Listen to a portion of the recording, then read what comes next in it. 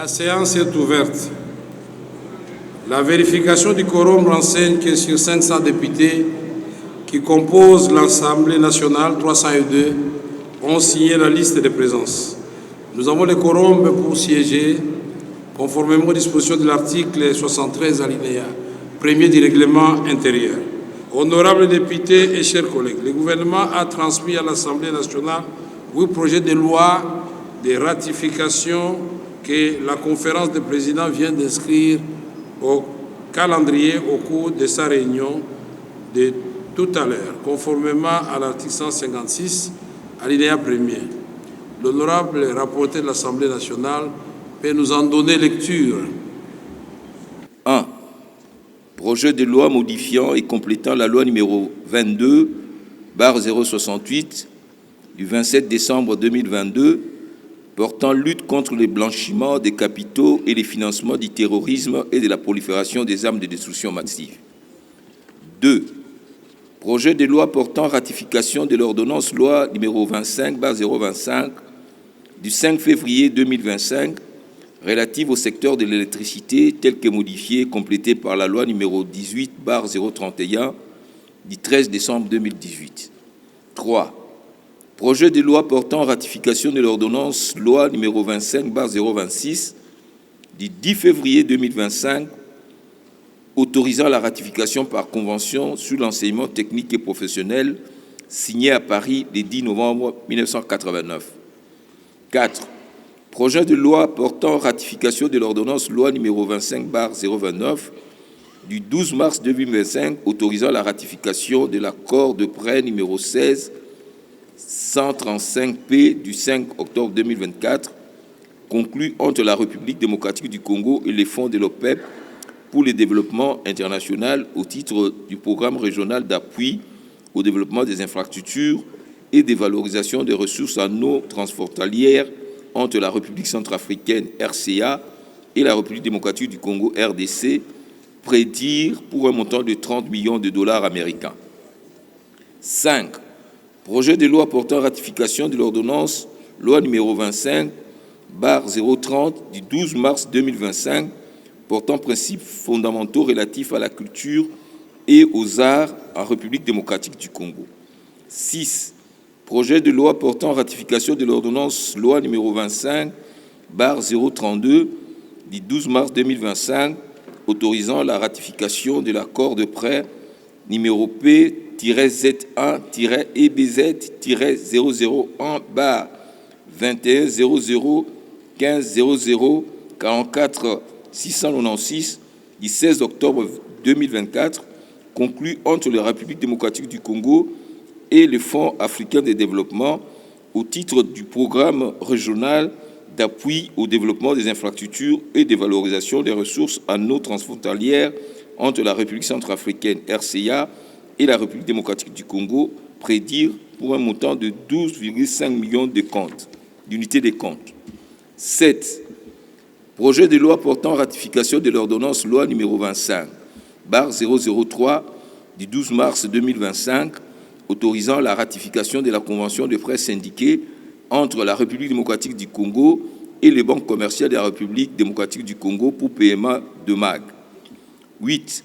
Projet de loi portant ratification de l'ordonnance loi numéro 25/031 du 12 mars 2025 portant approbation de la prise des participations de l'État congolais au capital de la société Air Congo SA du 29 novembre 2024.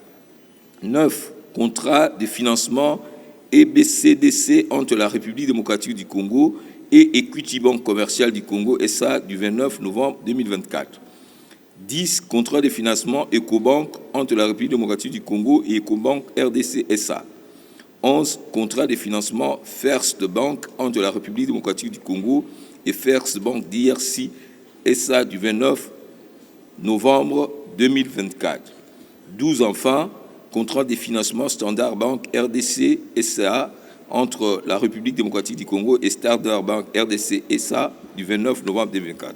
Voilà, honorable président, l'ensemble des projets de loi qui sont en fait des lois de ratification pour des ordonnances lois pour lesquelles nous avons habilité les gouvernements à agir dans les domaines qui est le nôtre. Donc en fait, comme texte, il n'y a qu'un seul texte nouveau portant lutte contre le blanchiment des capitaux et des financements du terrorisme et de la prolifération des armes de destruction massive. Donc il s'agit donc de parachever un travail que nous avons commencé. Je vous remercie, honorable président. Merci, honorable rapporteur et chers collègues. Je pense qu'il n'y a pas de problème avec les ajouts que nous devons intégrer dans notre calendrier que nous avions déjà adopté. Et nous vous avions prévenu au moment de l'adoption de ce calendrier qu'il va subir des modifications au fur et à mesure que nous aurons des matières venant du gouvernement ou des propositions, des initiatives parlementaires. L'Assemblée plénière peut donc se prononcer quant à l'approbation de leur inscription à notre agenda de la session ordinaire de mars 2025. Qui sont pour? Qui sont contre? Qui s'abstiennent? Au vu du résultat de vote, l'Assemblée plénière approuve l'inscription des 8 projets de loi sur des 6 spécifiés au calendrier des travaux. Je cite les réseaux sociaux. Au lieu de féliciter les médecins députés qui ont demandé d'aller consulter et soigner gratuitement nos compatriotes à Bujumbura, mais qu'est-ce que je n'ai pas lu sur les réseaux sociaux à 4 h du matin hier, que nos députés ne sont pas contents de nos hôpitaux de Kinshasa, ils sont partis se faire soigner à Bujumbura. Même si tel était le cas, ils vont passer par Addis Abeba et ils disent non, nous allons à Bujumbura, c'est mieux que partout. Nous n'avons pas voulu faire des publicités autour de cette action. Mais pour le moment, comme c'est déjà dans les réseaux sociaux, vous savez très bien que vos collègues, ils sont 11 au total, sont en train de travailler dans les camps des réfugiés à Bujumbura. Ils ne sont pas partis les mains vides, ils sont partis aussi avec les médicaments achetés par votre bureau. Donc vous pouvez applaudir nos députés, médecins.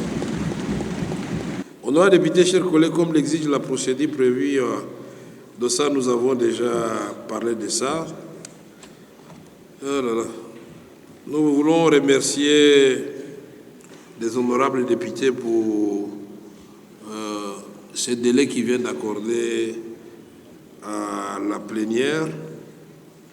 Et je ne pense pas que nous ayons encore d'autres matières à traiter aujourd'hui. Oui.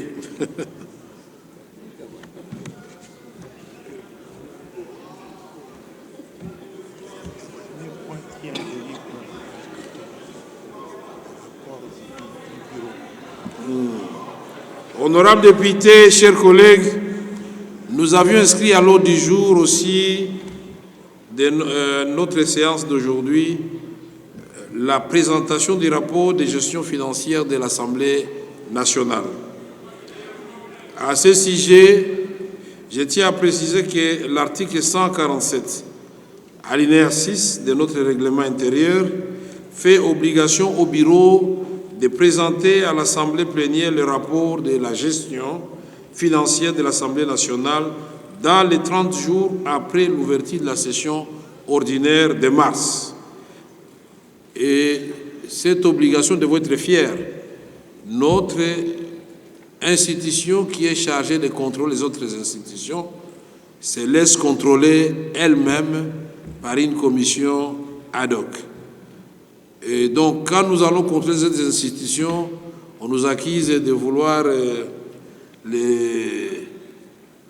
c'est-à-dire un acharnement. Alors que c'est ça notre travail habituel. Donc, prêchons par l'exemple et rejoignons Godem Poï qui a dit que la Cour des comptes fait la reddition des comptes pour tout le monde, sauf pour elle-même. L'Assemblée nationale contrôle et les bureaux se laissent contrôler par la même Assemblée nationale. Et cela dit, non, il n'y a pas à craindre pour le huis clos. Puisque le rapport de Madame la questeur va vous présenter le contexte général, va vous présenter les grandes rubriques de notre budget de l'Assemblée nationale, la manière dont ça a été exécuté. Et en commission, il y a une commission qui sera mise en place qui va approfondir, qui va entrer en contact avec les services de Madame la questeur et de comptabilité pour nous apporter un rapport complet. À ce moment-là, nous pourrons décréter le huis clos. Vous savez très bien, avec les réseaux sociaux, on nous attribue le confort que nous n'avons pas. Et on nous attribue le confort que nous n'avons pas. Beaucoup oublient que les députés et les bureaux, j'allais dire l'institution, Assemblée nationale, tout comme le Sénat, en tout cas je connais les chiffres de l'Assemblée nationale, nous avons été amputés de près de 50% de nos ressources, soit aussi bien en rémunération qu'en fonctionnement. Et donc il est temps que nous puissions, dans une grande transparence, aussi présenter les chiffres que nous avons manipulés. Il n'y a pas de peur à avoir vis-à-vis de cela. C'est ça la transparence que nous demandons aux autres. Commençons d'abord par nous-mêmes. Alors, sur ce, j'invite Madame la questeur à prendre avec courage le micro de l'Assemblée nationale.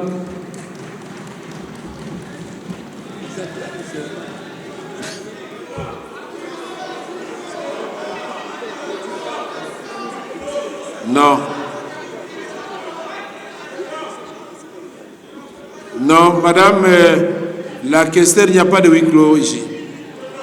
Le huis clos, ça sera au moment des détails qui sortiront du contrôle de la commission ad hoc. Moi, je suis en train de suivre le texte, le règlement intérieur. Ça, c'est le règlement intérieur. L'honorable Mayo nous a demandé de rester dans le règlement intérieur. Alors, si elle ne le fait pas, la commission va travailler sur quoi?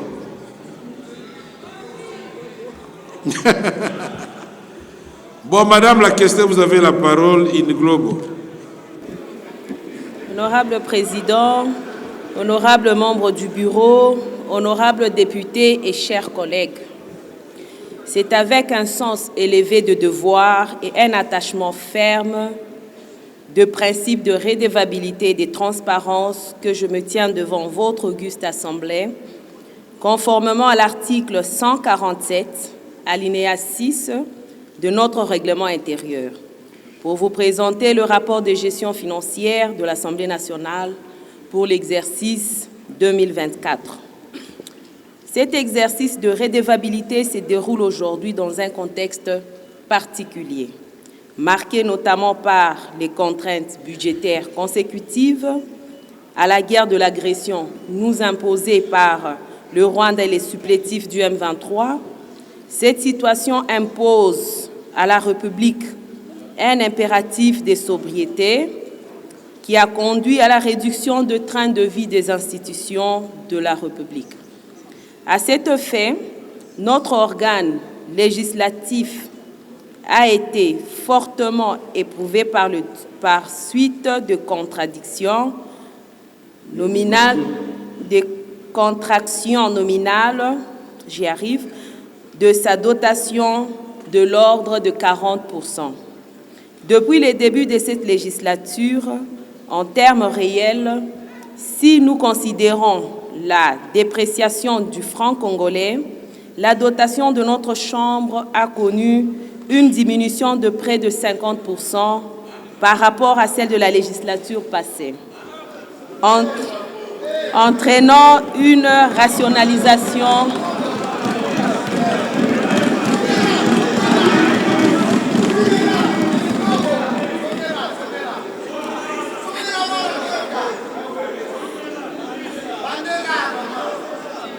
depuis le début de cette législature, en termes réels, si nous considérons la dépréciation du franc congolais, la dotation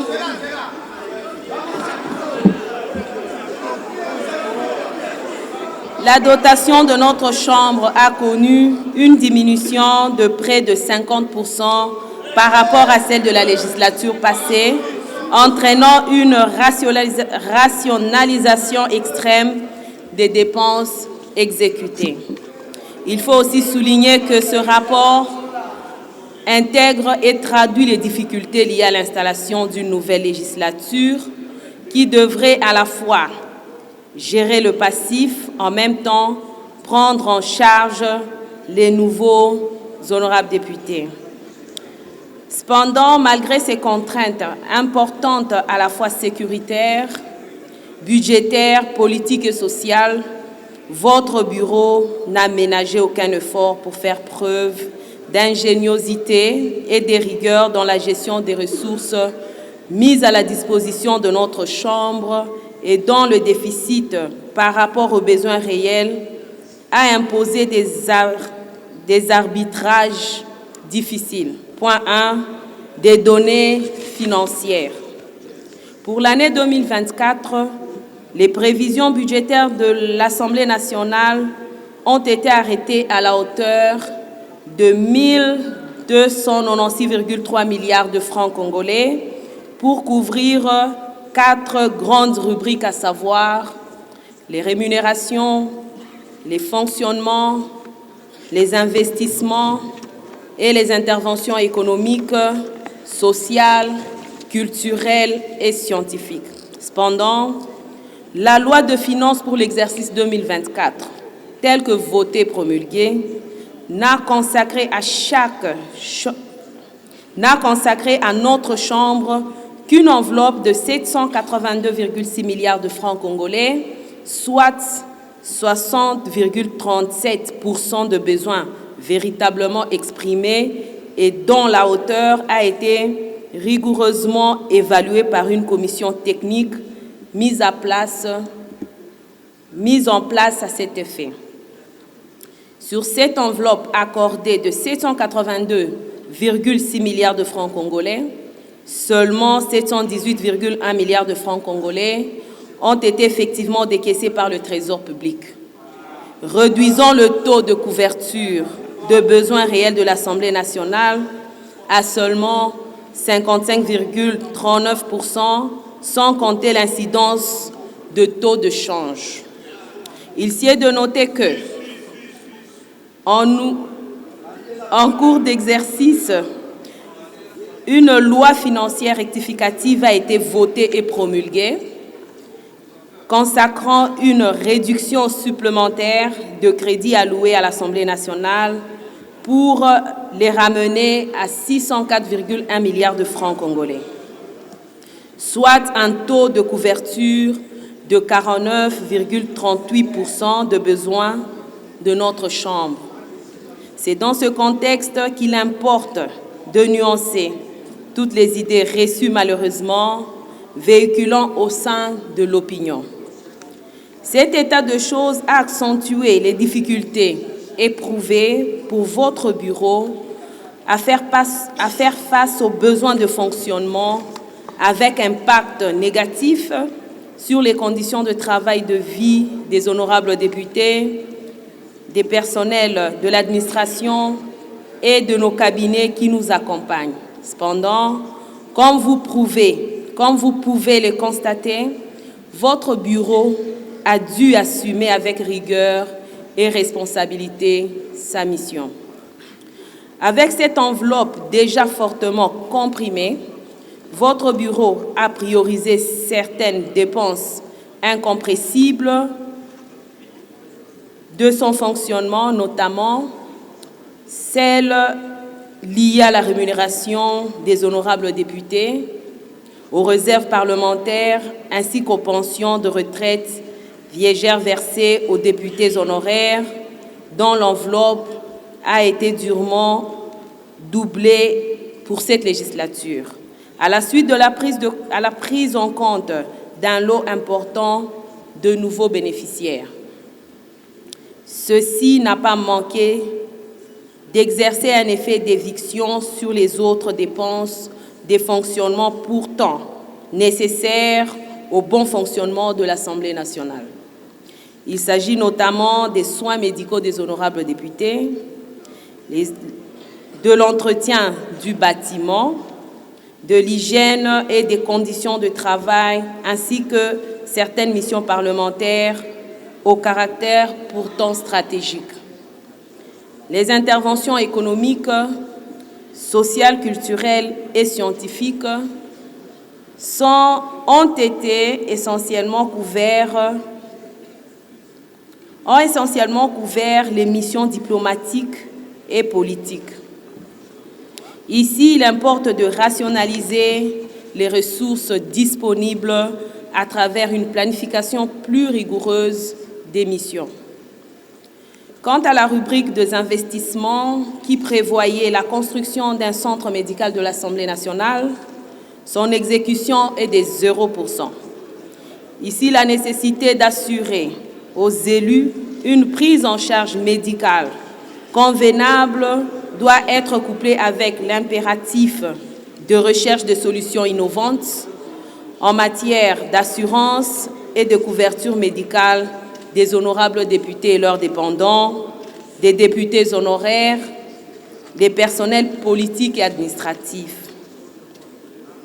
2. Difficultés rencontrées.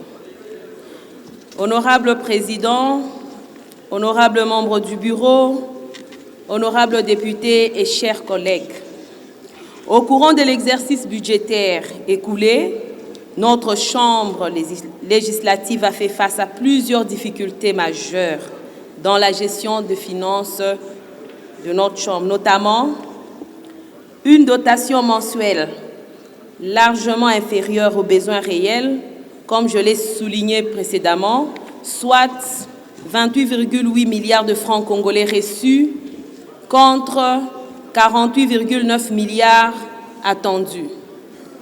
2.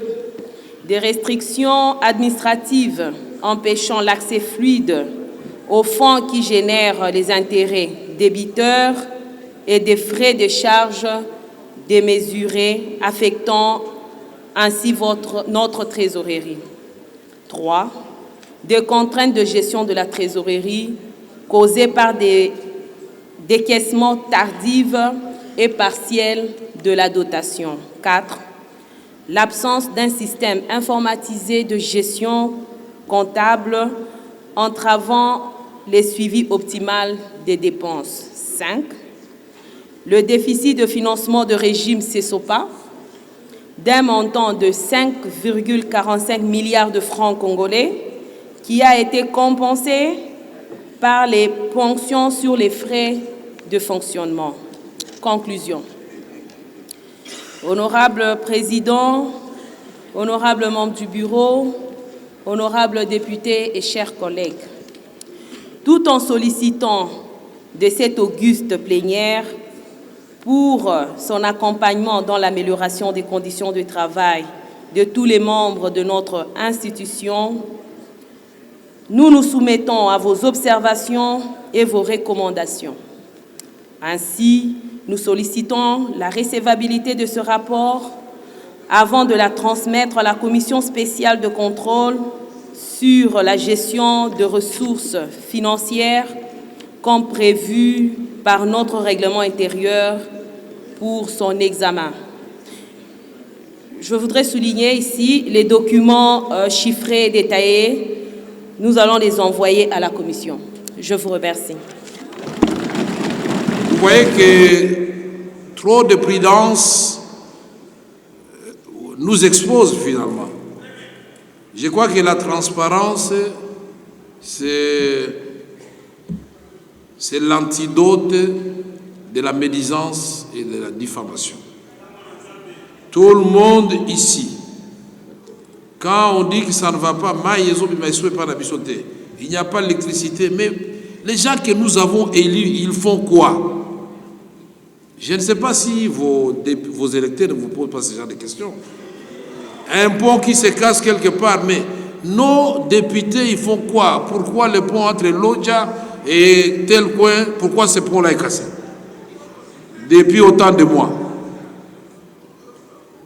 Rarement, la population, je ne demande pas qu'elle s'en prenne au ministre, mais on fait la séparation de pouvoir. C'est le gouvernement qui a la gestion au quotidien de l'État. Ici, le rapport qui vous a été présenté, au fait, vous avez compris pourquoi toutes les promesses que le président de l'Assemblée nationale vous avait faites n'ont pas été réalisées. D'abord, nous arrivons, le budget, c'est 1,296 milliard. Il est déjà amputé par rapport à celui de la législature passée. Mais on le rectifie, on le ramène à 786 millions. 786 milliards, voilà. Et donc une réduction de 60,37%. Et on s'est compris les rémunérations, c'est les émoluments des députés. Sur le plan numérique, on peut dire qu'on a divisé les chiffres de 48,7 et on l'a ramené à 28 milliards. Et il faut ajouter aussi l'élément d'évaluation. J'ai posé la question aujourd'hui à mon prédécesseur, que j'ai la chance d'avoir dans la salle, honorable Mbosso, quand les émoluments des députés avaient été adoptés, les taux étaient de 20, n'est-ce pas, honorable président? De 20. Aujourd'hui, il avoisine de 30. Mais en même temps, on coupe de 40%. Donc, avant même que le gouvernement annonce la réduction des trains de vie, il faut que l'opinion sache que les députés ont déjà consenti, ont déjà subi cette coupe chirurgicale de la part du gouvernement. La démarche que le président de la République attendait du gouvernement, c'était que toutes les institutions soient concernées au même niveau. Présidence de la République, gouvernement et Assemblée nationale, Sénat, etc., etc. Nous devrions tous faire les mêmes efforts. Encore qu'on pouvait nous comprendre, nous qui n'avons pas de primes exceptionnelles, de faire moins d'efforts que les amis du gouvernement qui ont tout le temps des commissions qu'ils créent et où ils se retrouvent.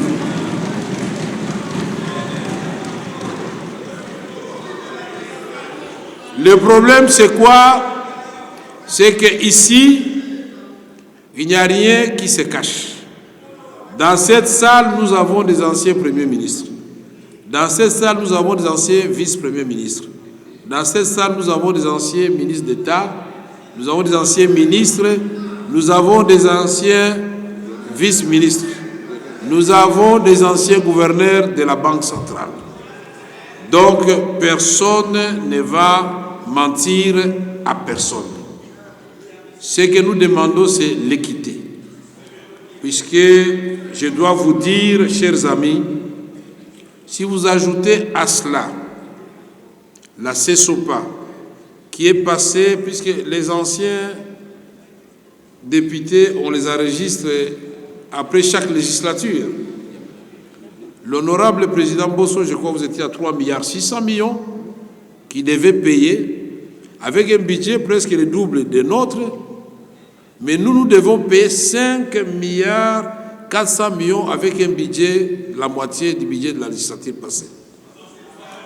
Et le ministère des Finances continue à envoyer 3,6 milliards. Donc ça signifie que, un instant, il faut bien comprendre ça. Vous voyez pourquoi il est difficile de faire une mission contrôle de parlementaire avec vous autres. Écoutez d'abord, vous allez réagir après. Donc ce qui fait que quand on parle de la dotation de 48,7 milliards, à l'époque, là-dedans, on avait les rémunérations des députés, on avait le fonctionnement de l'administration, secrétaire général, et des différentes directions de l'administration de l'Assemblée nationale, le fonctionnement des bureaux. Les cabinets, nous n'avons même pas encore nommé nos membres de cabinet, par manque de moyens. Aucun membre des bureaux ici n'a nommé les membres de son cabinet, puisqu'il ne sait pas comment il va les payer. Alors, aujourd'hui, Nous vous avons promis une belle salle de la plénière. Vous-même, vous voyez le bois, surtout les gens qui sont à la première rangée, ils reçoivent de la poussière, n'est-ce pas, qui sort de ce bois. Et calmez-vous, le président de la République lui-même avait constaté cela. Il avait demandé qu'il faut absolument qu'on puisse refaire cette salle plénière avec les normes des parlements. Il avait même dit, est-ce qu'il n'y a pas moyen en même temps d'envisager la construction carrément des nouveaux parlements. En même temps, au niveau de la réflexion, le président a dit, mais puisque nous avons le centre culturel maintenant en face, est-ce qu'on ne peut pas consacrer tout simplement que le palais du peuple devienne le parlement et qu'on puisse lui donner la configuration conséquente? Puisqu'il y a maintenant un centre culturel en face, où on peut faire des cérémonies, des obsèques, des cérémonies culturelles, des prières. Est-ce qu'il n'est pas temps qu'on puisse faire respecter l'inviolabilité de notre institution? Quand la clôture est fermée, c'est comme à la Clicette, c'est comme en France, c'est comme à Brazzaville, c'est comme partout. On sait qu'on ne doit pas voir les gens en train de danser sur le perron du Parlement. Donc, sur le plan des investissements, nous n'avons rien fait. Les paix d'ordinateurs que nous avons achetés, des machines photocopieuses que nous avons achetées aux rapporteurs, c'est sur les moyens des membres des bureaux, ils se cotisent et disent, bon, on achète. Mais dans cet effort, c'est le président qui paye le plus. Vous allez le voir puisque vous allez faire le contrôle. La direction des études de l'administration. La direction des études de l'administration, pas plus tard qu'il y a 10 jours, m'a dit qu'elle est bloquée, il fallait que j'achète des ordinateurs. Je l'ai fait. L'honorable Neema, pour la rentrée parlementaire, vous ne savez pas qu'à 8 heures, il n'y avait plus d'électricité, il n'y avait pas de produits pour nettoyer et la salle, et les bâtiments, et les toilettes. Nous lui avons donné de l'argent qui ne venait pas du ministère des Finances ni du budget. Alors on ne va pas citer tout ça, mais malgré ça, nous continuons à faire soigner les députés et leurs dépendants dans les limites des moyens que nous pouvons débloquer. Les missions sont prises en charge par l'Assemblée nationale. C'est dans cet esprit-là que nous allons vous demander de réfléchir pour ceux qui vont travailler dans la commission de contrôle pour faire des recommandations pour redorer l'image de notre Chambre législative. Nous tenons à remercier Madame la questeur de l'Assemblée nationale pour Polipoli, Chimène Polipoli. Voilà. Vous venez de suivre ces rapports et à présent nous pouvons nous prononcer quant à sa recevabilité. Qui sont pour? Merci. Qui sont contre? Qui s'abstiennent? Au vu du résultat de vote, l'Assemblée plénière déclare recevable le rapport de la gestion financière de l'Assemblée nationale durant l'exercice 2024. Honorables députés, chers collègues, en application des prescrits de l'article 148 alinéa 1er de notre règlement intérieur, il sera mis en place une commission spéciale de contrôle de la gestion du bureau de l'Assemblée nationale. Et à ce sujet, nous allons demander à chaque groupe parlementaire de nous envoyer 3 noms. 3 noms, nous allons trier un nom par groupe parlementaire. C'est 3 noms, mais on va tirer un nom. Et il faut aussi tenir compte de la femme et des jeunes, de la géopolitique aussi. Des non-inscrits aussi, merci beaucoup. De l'opposition, c'est sa mission aussi. Voilà. Honorables députés et chers collègues, je crois que les points que nous avons inscrits à l'ordre du jour sont épuisés. Nous allons vous remercier et lever la séance. La séance est levée.